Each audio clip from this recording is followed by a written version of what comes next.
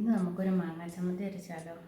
അതിനായിട്ട് ഇത് എടുത്ത് വെച്ചിരിക്കുന്നത് നമ്മുടെ മറ്റൊന്ന് വറുത്തതാണേ, ഒരു പച്ചമാങ്ങ, നമ്മുടെ തന്നെ കാന്താരിയാണേ, കുറച്ച് കാന്താരി മുളക്, 2-3 കഷ്ണം ഉള്ളി, കറിവേപ്പില, തേങ്ങ, 1 ടേബിൾ സ്പൂൺ ഉപ്പുണ്ട്. നല്ല പുളിയുള്ള മാങ്ങയാണേ, അതുകൊണ്ട് 1 ടേബിൾ സ്പൂൺ ഉപ്പുണ്ട്. ഇനി നമുക്ക് ഈ മാങ്ങ ചെത്തി കൊണ്ടുവരണം. മുളക് മൂട്ടും വരണം. ഇതാണ് നമ്മൾ മാങ്ങ കഷ്ണങ്ങളാക്കി കൊണ്ടുവന്നിട്ടുണ്ട്. നമ്മൾ മിക്സി ജാറിലോട്ടിടുവാണ്. പിന്നെ ഇതൊരു 16 പച്ചമുളകുണ്ട്, കാന്താരി മുളകാണേ, അതിട്ടു.